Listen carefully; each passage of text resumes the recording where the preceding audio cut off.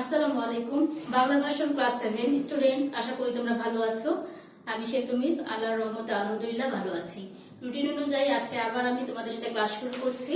আমি ইংলিশ দিয়ে শুরু করছি, ইংলিশের পরে তোমাদের বাংলা ক্লাস হবে, ঠিক আছে? তোমরা জানো আমরা কি করব, মডেল কোশ্চেন করব। তাহলে ঝটপট তোমরা তোমাদের মডেল কোশ্চেন বইটা হাতে নিয়ে নাও এবং খাতা কলম নিয়ে রেডি হয়ে যাও। আমরা এখন সেকেন্ড পার্টের মডেল কোশ্চেন গুলো করছি। ফার্স্ট পার্ট অলরেডি আমরা করে ফেলেছি। সেকেন্ড পার্টের গত ক্লাসে আমরা করেছিলাম মডেল কোশ্চেন 13, তাহলে আজকে আমরা কি করব, 14 করব, ঠিক আছে? তাহলে সবাই ঝটপট খাতা কলম নাও এবং বই নাও। আমরা করব মডেল কোশ্চেন 14, ব্র্যাকেটে আমি সেকেন্ড লিখে দিচ্ছি।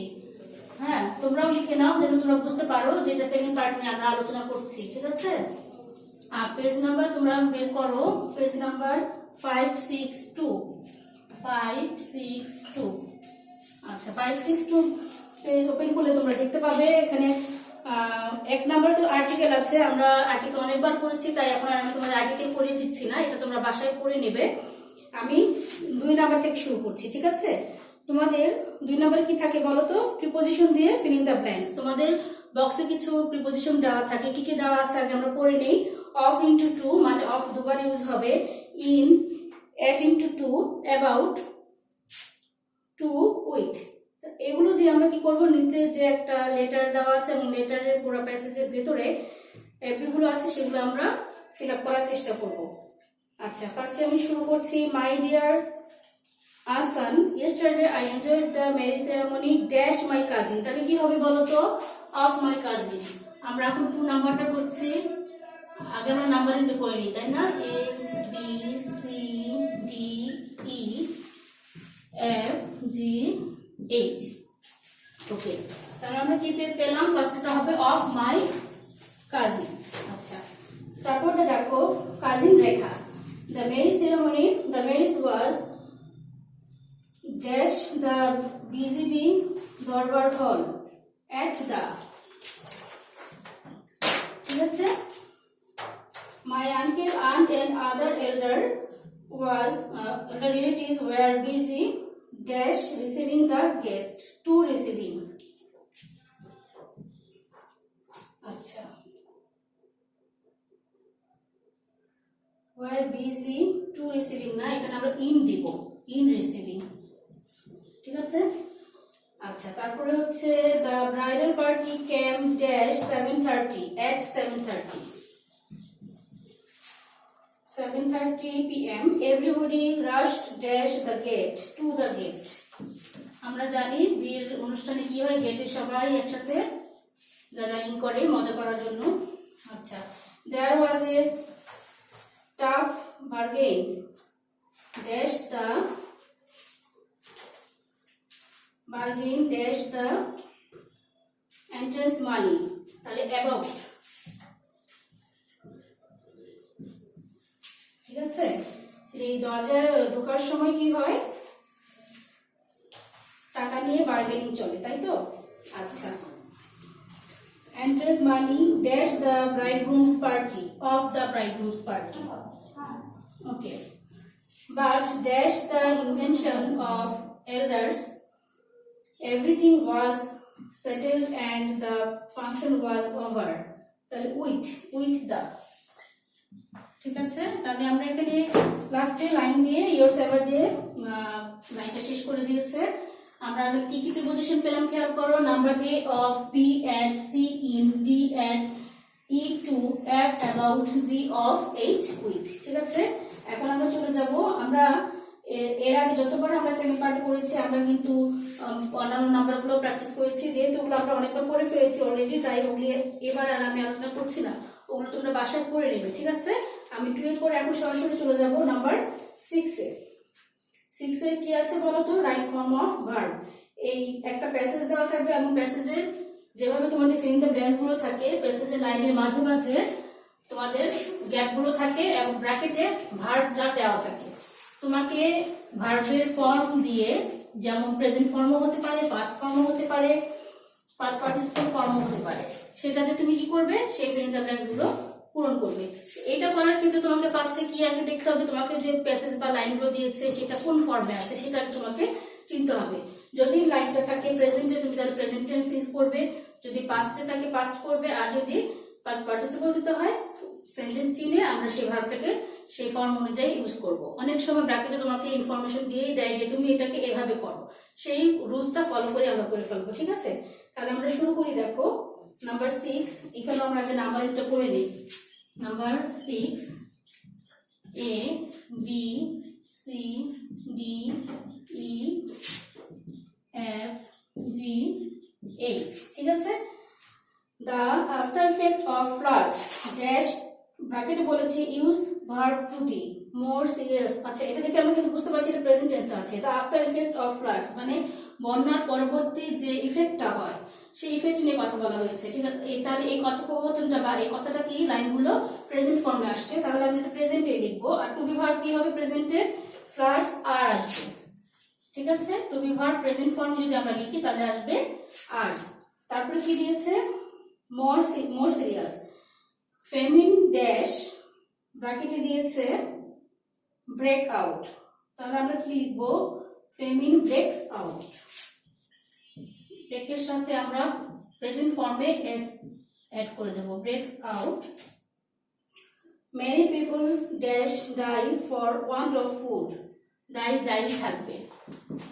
প্রেজেন্ট ফর্মে ডাইজ হওয়ার কথা ছিল, কিন্তু যখন প্লুরাল সাবজেক্ট প্লুরাল হয়, যেমন মেনি পিপল এখানে কিন্তু প্লুরাল ফর্মে আছে, তাহলে আমরা কি করব, ডাইজ লিখবো না ডাই লিখবো। এই জিনিসগুলো চিন্তা করে আমাদের কিন্তু এই ভার্বগুলো বসাতে হবে। The prices of all necessary things dash bracket আছে গো আপ, তাহলে এটাও গো আপ হবে। নেসেসারি থিংস প্লুরাল ফর্মে আছে, তাই না, তাহলে আমরা এখানে কিন্তু গোজ ভার্বটা দিতে পারবো না, আমাদেরকে গো দিতে হবে। নেক্সট দেখো many dangerous diseases like cholera, typhoid and dysentery etcetera break verb দেওয়া আছে, তাহলে আমরা এখানে কি লিখবো, ব্রেকই লিখবো out in an epidemic form. Break এখানে ব্রেকই হবে, ব্রেকস হবে না। যখন সাবজেক্টটা তোমার সিঙ্গুলার থাকে তখন ভার্বের সাথে তুমি এস অ্যাড করে দিবে, কিন্তু যখন সাবজেক্ট তোমার প্লুরাল হবে তখন কিন্তু প্রেজেন্ট ফর্মে ভার্বই থাকবে, তার সাথে কিন্তু এস বা ইএস যোগ হবে না। এই জিনিসটা তোমরা মনে রাখবে। ঠিক আছে, ফ্লাডস ড্যাশ ব্র্যাকেট আছে to verb a little good to men. আচ্ছা, ফ্লাডস কিন্তু প্লুরালে আছে, তাহলে আমরা এখানে কি লিখবো, ডুই থাকবে, ডাজ হবে না। ঠিক আছে, ডুই লিখবো, do a little good to men. During floods, our rivers dash a great deal. আচ্ছা, ক্যারি আছে, ক্যারি থাকবে। সব এখানে আমাদের সাবজেক্টগুলো কিন্তু প্লুরালে দিয়েছে, তাই আমরা প্রেজেন্ট ফর্মে এটাকে চেঞ্জ করব না, এস বা ইএস আসবে না। আচ্ছা, হুইচ ড্যাশ ব্র্যাকেট আছে মেক দ্য ল্যান্ড ফার্টাইল, এখানে আমরা দেবো মেক্স। দেখো হুইচ কিন্তু সিঙ্গুলারে আমরা বুঝি, তাহলে যেটা কি করে, মেক্স, MAKE থাকবে, একটা এস দিয়ে দেবো, মেক্স। ঠিক আছে, এইভাবে প্রেজেন্ট ফর্মে হলেও কোন সময় আমার এস হবে, কোন সময় ইএস হবে বা হবে না, এবং কখন পাস্ট হবে, কখন পাস্ট পার্টিসিপল হবে, এগুলো বুঝে লেখাই আমার কিন্তু এই নাম্বারের কাজ। ঠিক আছে, তাহলে আমরা কি পেলাম, A R B break, C die, D go, E break, F do, G carry, H makes. Okay, আর বাকি নাম্বারগুলো আমরা এর আগে অনেকবার আলোচনা করেছি, সেই নিয়মে তোমরা এই মডেল কোশ্চেন 13 এবং 14 এর অল নাম্বার তোমরা বাসায় প্র্যাকটিস করবে। ঠিক আছে, এই 2 আর 6 নাম্বারের পাশাপাশি বাকি নাম্বারগুলো কিন্তু তোমরা বাসায় প্র্যাকটিস করবে এবং না দেখে লিখবে। ওকে, আমাদের কিন্তু পরীক্ষার সময় ঘনিয়ে আসছে, আর বেশি দিন নাই, কাজেই আমরা নতুন করে যে পড়াগুলো করছি সেই পড়াগুলোতেও কমপ্লিট করবে, তার সাথে আমরা আগে যেগুলো পড়ে ফেলেছি সেগুলো রিভিশন দিবে। আগামী ক্লাসে আমরা নতুন কোনো পড়া নিয়ে আলোচনা করবো। সে পর্যন্ত সবাই ভালো থাকো, সুস্থ থাকো, আল্লাহ হাফেজ।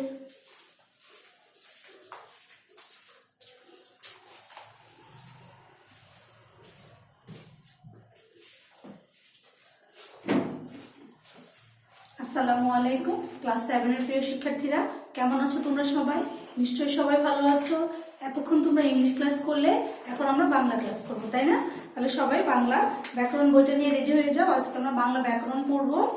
দেখো, সিলেবাসে তোমাদের বাগধারা বলে একটি অধ্যায় আছে, আমরা সেই বাগধারা নিয়ে আজকে আলোচনা করব। Page number 88। দেখো তোমরা 88 পেজটা বের করো।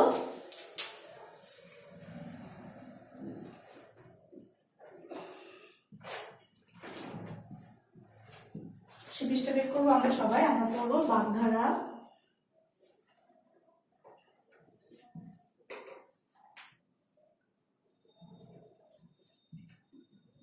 আমরা বাগধারা পড়বো।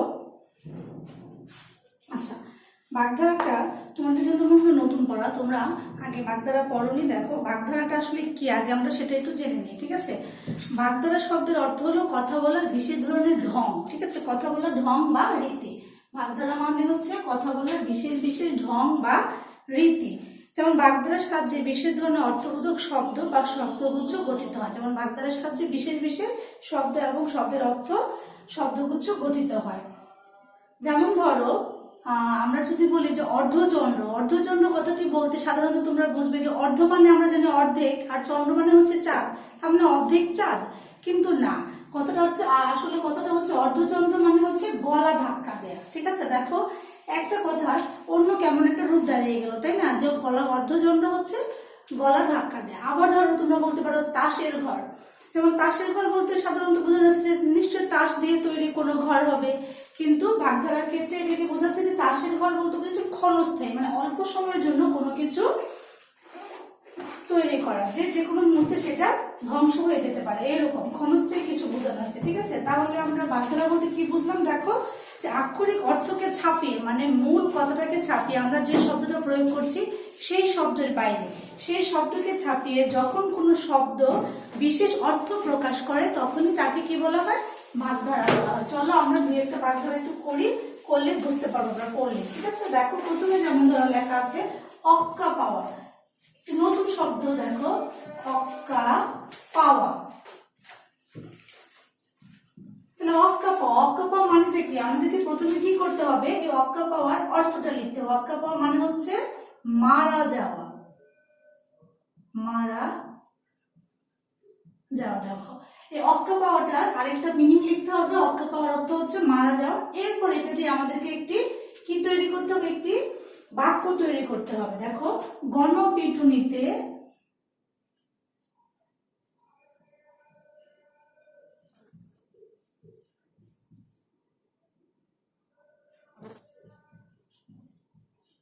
গণপিটুনিতে পকেটমার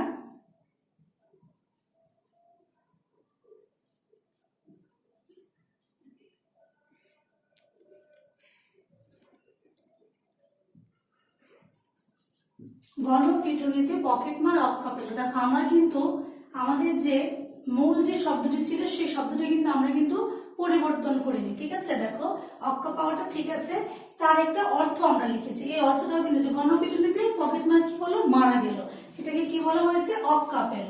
আচ্ছা এরপর আমরা আরেকটা দেখি যে অর্ধচন্দ্র। আমরা বলেছিলাম অর্ধচন্দ্র,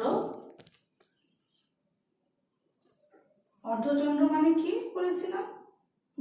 গলা ধাক্কা, তাই না? অর্ধচন্দ্র শব্দটির অর্থ হচ্ছে গলা ধাক্কা দেয়া, গলা ধাক্কা। এখন আমরা এটা দিয়ে আরেকটি বাক্য তৈরি করি, যেমন বেয়াদবকে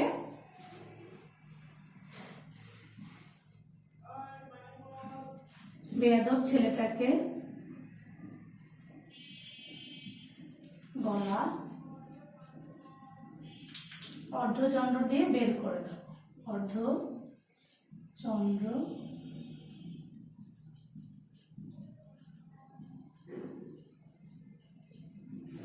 আমরা যখন বাক্যটি লিখবো তখন কিন্তু অবশ্যই আমরা আমাদের যে প্রধান যে শব্দটি দেয়া থাকবে সেই শব্দটাই কিন্তু এখানে ব্যবহার করতে হবে, ঠিক আছে। আমরা যে অর্থটা বের করবো অর্থটা দিয়ে কিন্তু আমরা লিখতে পারবো না। এরপর যেমন ধরে লিখতে পারি আমরা কাঠের ঢেকি